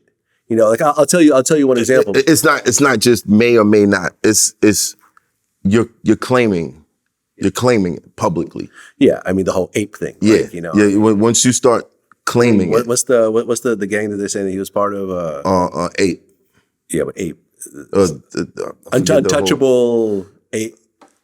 Gorilla Stone. Gorilla Stone. There we go. Yeah, Gorilla Stone. Yeah, but he said. But I remember like we actually had some footage. I got the audio from the bond hearing when they denied him bond. And they actually mentioned the Nick Cannon interview when he said, "Yeah, I'm not really banging no more, but I'm still ape." Like Nick, that's on you. Nick, that is on you. Right. That's on. Nah, I can't put that on him. But there was more to that statement. He's saying, "No, I'm not really affiliated," but taking that little piece was used in denying him bond. Yeah. He could have potentially been out and could have potentially been sitting at home and relaxing up until his sentencing. Now, I got to ask you a question, because we had this discussion. Okay. Every now and then, somebody will say some shit that in the back of your mind, as soon as you hear it, you're like, that's criminal. That's incriminating. Can't put this out. Mm-hmm. Plenty of times, on my expert opinion, people will be in their feelings, talking about a situation that they went through with somebody, some sort of beef, some sort of drama, and they'll say something that I know is going to start a problem. It's going to be a big problem. Or it could come back and bite them in the ass. And I'll just be like, Space, clip that out. That's no good. I think we should protect each other instead of, oh yeah, this is going to get views. You know what I'm saying? Like imagine if Nick Cannon would have thought differently and not, you know what? I know that's some shit that you're not supposed to say. Right. Let me protect this dude, because I don't think he knows what he's doing. And Nick comes from a gang background in San Diego. His dad was affiliated with the Bloods and everything else. So it's not like you could say that he had no idea about any of this stuff. Right. You know what I'm saying? Yeah, Nick let that one slip through, and it ended up biting his interviewee in the ass. In the ass. But at the same time, he's saying, you're talking to a camera, man. Like, what are you doing? Yeah. I never understood, like, when Bloods and Crips came to New York, like when that started being a thing, I was going around checking people, like, checking their arms. They would get the dog part of the 3 burns or whatever. I was walking around my hood like, yo, what are you doing, son? What are you doing? A lot of times I get, my big brother, son just came home and, this is what we repping. Like, they was explaining it to me, but I couldn't understand it. I'm like, yo, this ain't California. What are we doing? Why you niggas picking this shit up? And then it was all over the news. And the first thing I saw was a lot of the suckers was gravitating to that shit. A lot of the herbs, the niggas that felt like they needed protection, Right. they was gravitating to that shit. And they were expressing themselves on civilians, which wasn't cool. Yeah. I had drama in my neighborhood with the blood dudes in the hood because what the fuck is y'all doing out here? What is this shit? I didn't understand that shit at all. Yeah. Motherfuckers repping a block they never stood on. Right. I mean, look, I remember when Draco the Ruler... Don't make no sense, bro. I remember Draco the Ruler wanted to do an interview with me when he was in jail, still fighting his murder case. And I just said, no, I'm not going to do it. I said, every word in this interview is going to be used in your case. Let's wait until you get out, and I got you. He got it. He ended up pleading out to whatever time served. He got out. We had a chance to talk all about it. Right. Rest in peace, Draco the Ruler, who ultimately died. Rest in peace, maybe a year later. Man, this shit is sad, man. Like, you know, but like I'm always looking out for people, and you know what I'm saying, like, you know, and you know, you look at, for example, like the 2 Chainz song, like, you know, the VladTV song on 2 Chainz, where I seen a dude go on VladTV and tell on himself, and it's like, well, if you just served 30 years in prison, you have the right to tell about everything you just did. Yeah. You bought that right with your life. Facts. You gave up 30 years. 30 years. Hey, everybody can hear this story. Right. Now. I mean, I just interviewed, you know, Birdman's brother, you know, Terrence Gangster Williams. You know, I mean, he got life plus 20. He got out after doing 25 years, I think. Wow. And yeah, he was talking about all the shootings and all the, you know, all the fuck shit that was happening in New Orleans. He did the time for it. He did the time for it. You know what I mean? He went to prison for murder for hire and some other shit. And yo, like, he's allowed to talk about it. Freeway Ricky could talk about being the biggest drug dealer on the West Coast. Yeah, right. Because he got life, he got sentenced to life, which he managed to get it overturned. Like, yo, like, this is what I do, you know? Mm-hmm. You know, all the mafia guys. I got a Save the Bull interview coming up. He admitted to 19 murders. You know, I remember for like 2 days, like I was trending on Twitter because there was a tweet that said, DJ Vlad be like, walk me through your first murder. And it got like tens of thousands of retweets and everything else like that. And I'm like, and you know what my response was? I got a Save the Bull interview coming up with 19 murders. That's actually my first question. You know what I mean? So y'all can enjoy. But it's Sammy, he's allowed to talk about that, right? Yeah, he cooperated. He admitted to those murders, to all 19 of them, and then took the stand for 2 years and got like two mafia bosses locked up along with like a whole bunch of other people. I think the reason why this gang shit spread so fast, it's not only the hip hop music, but you got a generation of kids that don't got nothing to take pride in. The shit I was talking about when I was a kid. It wasn't much for you to take pride in. There wasn't nothing to belong to.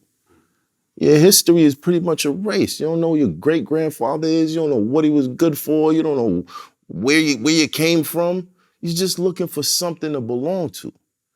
And it's gotten to the level where people want to belong to shit that existed on the other side of the fucking country. Right.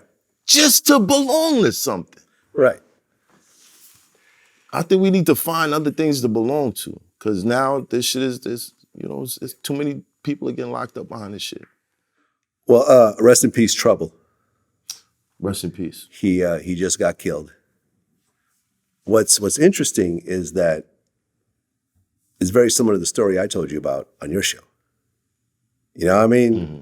Being at a girl's house, having an ex-boyfriend show up. I was very lucky to get out of that situation alive.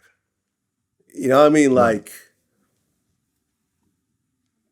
it was a very high probability, like the level of violence that occurred that night, there was a very high probability. I'm actually surprised that both of us survived that situation. So that situation very much triggered me.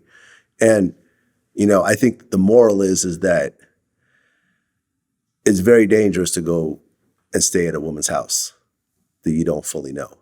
because you don't know who else she's dealing with at the time. Unless that is your wife or that is someone you're in a long-term relationship with, you should probably just go get a hotel room. Damn, Vlad, you gotta marry it to spend the night.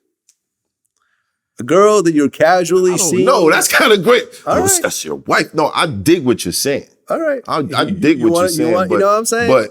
But nah, bro.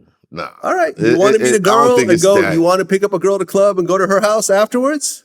I think not knowing who the hell's around, a baby father, a boyfriend, you know. Right. If you picking up one-nighters and you see what I'm saying? I don't know the extent of the relationship that Trouble had with this particular female. Right. You know, like she's spoken about it, and I guess people were saying that she set him up, so she had to like address that. It didn't seem like a setup. Right. But you know, she had a guy who either lived there or used to live there, who basically showed up, forced his way in, and in the process, Trouble gets shot in the chest and dies. Because I guess Trouble was like sleeping naked in the bed. You know what I'm saying? And this whole thing happened. It's not, I think a lot of dudes just try to be cheap. It's a lot cheaper to go to a girl's apartment than to go get a hotel room. But it's definitely not as safe by any stretch of the imagination. I think about what you're saving. You're saving on a hotel. You might be saving on breakfast. Okay. And you might be not saving on your actual life. Yeah. You know what I'm saying? I mean, as someone who's gone through people need to be real. Like if you know you got a crazy nigga that's popping up to your crib, the fuck is you inviting people over? Do you really know that someone's crazy enough to go and kill the person that you're with? You don't always know that until it happens, right? Until it happens. But you get signs. You know, you're not you dating get signs. You're not dating a murderer most times. You get signs. You think that was the first time he did that? Probably the first time he killed somebody. But it wasn't the first time he just popped up and tried to force his way in, right? Who knows? It'll come out in the investigation. What I'm saying is, like, we don't know the details of it. The dude is actually a rapper. He used to be part of Brick Squad. Oh. Yeah, he used to be like affiliated with, he was slightly affiliated with Waka Flocka. That's like the double shot. Oh, you're cheating on me and with a poppin' rapper? With someone who's more poppin' than I am? What? Yeah. You've been playing his music for months, bitch. In the car with him, you're like, ooh, I love this song. Now I know you're fucking him. Oh, that's the worst. It's terrible. Like I've dated chicks who they're like baby fathers or whatever, are like battle rap fans of mine. And it's weird. It's always weird. Yeah. Because they end up hating me. Right. When before it was like, yo, Mav is the shit. Like, yo, he used to tell me, yo, we used to watch all of your battles. Now the nigga's like, fuck that nigga, you with that nigga right now. It's terrible. Hey, man, it's hard, like, if you're a guy and a girl, like, upgrades you, you know what I mean? Like upgrades on you. Upgrades on you, you know, and the dude that she fucking with got way more money and way more popularity. And but you know what I mean? That's something I don't understand. Like, what are you doing? You're doing something wrong. Yeah. Like eventually, doesn't everybody realize, oh, there's rules to this game. Okay, all right. You're supposed to have money. All right, you're supposed to be successful. Well, all right, cool. What am I doing sitting here trying to love on this chick and I haven't done shit with my life yet? Why am I sitting here doing this shit? Man, listen, because then another nigga's just gonna walk in the room who's fucking all the bitches and everybody knows he's fucking all the bitches and she's gonna like him because he's fucking all the bitches too. Right. And he's got money. And he's got money. He's successful. Whenever she's with him, he's paying for everything. Right. He's putting her, you know, in. Niggas out there rolling, I think I got a good girl. Oh yeah, she loved me and I'm broke. Listen, what the fuck? In the words of the legendary K Slay, rest in peace. I remember he said, ladies, if you're in a relationship and you're financially struggling, you're really single. Because if you had a man. Oh, don't do that shit. Don't do that. I see what you she back there talking about, Nah, don't do that shit. That's fucked up. It's true. It's true. All right, cool. Because it works both ways. And when you run into that guy who got the bread and you ain't got it, you're going to be doing a lot of shit you never thought you'd do before. True. You got to pull your weight. It's a relationship. You guys are relating to each other. Right. Right? And if you can't, I'm rich. You can't really relate to me unless you do this. Or You know what maybe I'm saying? maybe that woman says, yo, like, you're rich and you're doing really well. I'm going to support you to keep you, you know what I mean? Yeah, I'm centered to the point Then- that to make sure that you're not worrying about a lot of other shit that you get to focus on what it is that you're really you gotta good be at. an add-on. You know what I'm gotta be saying? an Maybe she notices that maybe your finance, that you're making all this money, but your finances are kind of fucked up. So she steps in and helps out with the finances. I've had those types of relationships with women. You know what I'm saying? Or like she becomes the person, that you share your problems with and keeps you, from flying off the handle. And Either so forth. way, there's something being provided Exactly. that gives you value. Exactly. It's not pussy. It's definitely not pussy. Right. People talk about, good pussy, good pussy. Man, if you know what you're doing, all pussy's good. Unless, the hygiene ain't right. If you know what you're doing, Yeah. you know what I'm saying? They sell lubricant and shit. If you're a little bit, you good. You know what I mean? Right. That good pussy shit is a myth. I wish women would just stop. Like, no, that's Right. And it's also that's not based on real good. attraction at the end of the day. Yeah, it's you based on. could have an amazing pussy and the person's just not physically attracted to you. They're just not physically attracted to you. What is amazing pussy, bro? Like, you've had your share. I've had my share. I've had my share. What exactly is amazing? But like, what's amazing, bro? Like, what does it do? Well, Can anybody describe? all right. You're going to put me on the spot. All right. All the pressure's on us. Not necessarily. No, all the pressure is on us, bro. If we don't work, nothing's happening. So we're the ones with the good stuff. You know what I mean? Like you can do, but look, man, like there's nothing I could gel you down and bow, good pussy. You know what I mean? But for us guys, like we really gotta be. Right. But certain women you don't have to gel down. I'm just saying. Yes, there's certain women you don't.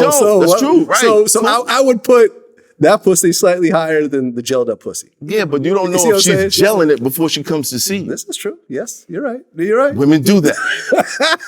Women do that.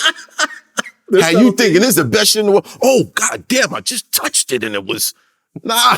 She took care of that before she got Yeah, you find that bottle in the, You know what I'm the saying? bathroom, like, oh, okay. They got pills they can take now and shit. They should listen, man. Listen, I think all the pressure's on us. We should be the ones being praised for what we got. Right.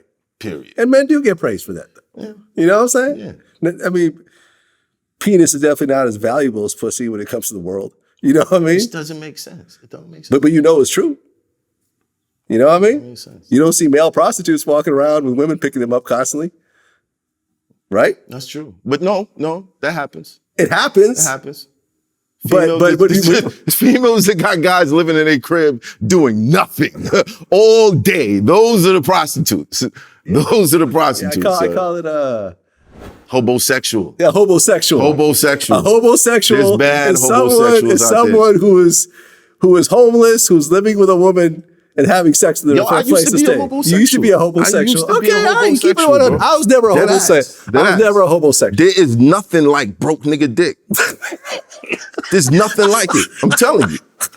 I got money now, so I don't have it no more. You're fucking with a purpose. Once I started like making like real money, I was like, damn, my sex game is kind of, it's not what it used to be. It's not what it used to be. I just don't feel the need to go 4 hours anymore. You know what I'm saying? Like, but when you broke and you need some place to live, nigga, you got the Jodeci playing, nigga, the candles is lit. And then like when you got her like this, she's falling off. She's making space in the closet for you and shit. You know how many? I did that a lot, bro. I did that a lot. Hobosexual. That should be a movie. And on top of that, I was hustling. Homosexual. There were times where I was hustling and I couldn't put my name on nothing because there was no paper trail. Like, how am I doing this? No, okay, all right, I'm in your crib, technically. You know what I mean? But yeah, son, there's chicks out there that, oh yeah, you could come live with me. Hobosexuals, man. They out there, I'm telling you, there's nothing in the world like, yo, I'm telling you. Broke niggas, they be giving it up. You know it. You know, because you started laughing. You was like, word, word. I just kicked that nigga out last week, man, but that shit, oh, I miss it. Texting the nigga right now. Yeah, if you want, you could come back. What's up, big head? I still got your sneakers here. You're gonna come pick them up. I'll pick up the sneakers. Oh, that's the sneaker trick. Oh, You left this. You get in the door, she's coming out the shower, ironically. Right. Like, It's a Metro card from 2 years ago. I don't need this Metro cool. card. All right, time to pay the rent. Time to pay the rent. Guys, we're going to end it. Matt Hoffa, man. Welcome back to VladTV. Yo, man, congratulations on My Expert Opinion, man. Thank you, I'm bro. a fan, and congrats on getting the caliber of artists that you've been getting. And we've been talking. I'm like, yo, how'd you get so-and-so? And be like, oh, he was just a fan of the show. Like, you know what I mean? Like, that's dope to me. I have to give a lot of credit. Even though I had a bad relationship with battle rappers, the culture itself, I'll always love and appreciate it. Because a lot of these opportunities came off the strength of either artists being fans of me from battle rap days and just loving what I do, or just knowing me from that. So I always salute battle rap, the culture, like keep doing that shit. But for me, I felt like it was a stepping stone to get to something greater. Yeah, yeah. And now you get to experience my world, because I remember you would call me every so often and be like, yo, so I interviewed so-and-so, and they said something about this person, and now that person mad at me for doing the interview. Oh, yeah. And I'm like, yeah, well, welcome to my fucking world. So what are you supposed to do about that? Not a goddamn thing. Nothing. Not a nothing. They just gonna feel the way they're gonna fucking feel. Facts. If they want to come in and respond, they could do that. But it's like, you understand the balancing act that you have to do. Right. You know what I mean? Like, where it's like, okay, I'm cool with both of y'all. You saying some shit right now. Yeah. But you know what? I think it takes a level of maturity on the other people's. Like I have a responsibility for everybody that walks through that door, for their story to be told, and sometimes to protect them from the stories that they're telling. But if you don't walk through that door, I don't have to hold any type of allegiance unless we're like really good friends. Like, no. This is my business. This is how my business is run. If you got a problem with it, or you don't like something that somebody said, you can either speak up and defend yourself, but it's not gonna be, oh yeah, I'm gonna take this down just for you. No. Oh yeah. Happening. I mean, you know, when Ransom said what he said about me, did I call it mad at you? Right. Did I? No, you didn't. You called and you told me. I said, this is bullshit. But there's a couple times, like even with the Kanye and Game situation where Wack 100 was talking about, he had the what you call it, the Kim tape? Kardashian sex tape. We did a clip on that talking about, is that how Game, you know, got his feature with Kanye? Like off the strength of that, was an extortion situation, and somebody in Kanye's camp reached out and was like, yo, that's not how that went. Like, they cool, they this, that, and the third, blah, blah, blah, blah. It is what it is. Yeah, I mean, people think that our job is easy. You know, it's like, Vlad don't do shit, he just talks to people. Anyone could do that. And it's like, you don't understand the work that's involved in preparing for an interview. You don't understand the work involved in terms of filming it at a certain caliber. I could show you hundreds of anyone's that's been doing it for years and they haven't reached any success in it. Yeah. Yeah, you know, the balancing act, the research, the getting the person actually there. You know what I mean? The rolling it out a certain type of way and then dealing with whatever backlash comes with it, and navigating through hip hop where, like, historically what you and I do was frowned upon in hip hop. Hip hop journalism was just supposed to be promotional, and that's it. You go in, promote your album, don't ask no tough questions. You know what I mean? Like when I interviewed Ralph McDaniels, like I said, how come you never ask tough questions or talk about, oh, I just love hip hop so much, I won't do anything to hurt it. I want to just keep it pure and whatever else. And that limited his level of success, because for all intents and purposes, Ralph McDaniels should be the biggest fucking thing in the world right now, because he started before everybody. That's a fact. And this is not a shot at Ralph McDaniels, because I interviewed him. Yeah, I was really mad. I interviewed him too, and I was like, This shit don't make no sense. You see what I'm saying? But because he didn't want to He was push second the envelope. only to Oprah. Right. Video Music Box was second only to Oprah. Right. Think about that, bro. But look at the type of interviews that Oprah does and the type of interviews that Ralph does. And I think what Ralph does is very important. And I feel that what he's documented is extremely valuable. Very. But it limited what he did on a large scale basis. Because a lot of times everyone wants to be friends with everyone. They want to be invited to the Rock Nation brunch. Right. They want to go to the Grammy parties. Right. They want to get the text from Jay-Z every, 16 months. Yeah. You know what I mean? And all that type of shit. Coolest party I got is home with the kids. Exactly. When you just say, as a journalist, you have to really be on the fringes and the outside. You can't really get close to everybody because then they feel like, Soulja Boy got mad at me because, when he came in and did that famous interview about shooting the home, pow, pow, pow. The dudes who got shot called me up and said they want to do an interview. Right. And I interviewed that. And now Soulja's like mad at me for life. Every so often he goes on a fucking rant about me, whatever else. And it's because, I just interviewed, I got interviewed by academics and he said it's because of that. It's because he's so mad that I interviewed the dudes who he shot because he felt like we were friends and, we did this interview and we drove around in my car afterwards that like, I violated him by doing that. And my thing is like, we did one interview. Like I respect you, but we don't have a relationship like that. Right. And this dude is part of the story that you just told. Right. And in fact, he actually validated your fucking story because everyone just assumed that the shooting was fake. Yeah. When this guy said, no, he actually shot me. Right. See, it's weird. It's stuff like that I feel like fucks up the culture because you'll get a circle of people who feel like, yo, you should give us special treatment. Mm-hmm. Like, forget what your passion is, forget what your drive is. You should give us special treatment. And I don't dig that. I don't dig that at all. It's hard to, especially in the world of hip hop, it's hard to navigate to a high level because along the way, a lot of people are going to try to stop you for their own reasons. Mm-hmm. But I just want to end it like this, man. I feel like My Expert Opinion is on the way to becoming one of the major hip hop platforms. And this is something that I'm not surprised at because like we said in the very beginning of the interview, I've always believed in you and I've always supported you. Yeah. You've been on VladTV multiple times. We did the Killers Battle League together. When I felt over the years that you were fucking up, I would call you as a friend to tell you that you were fucking up. Yeah. And I knew that based on our relationship and the way that you look at me,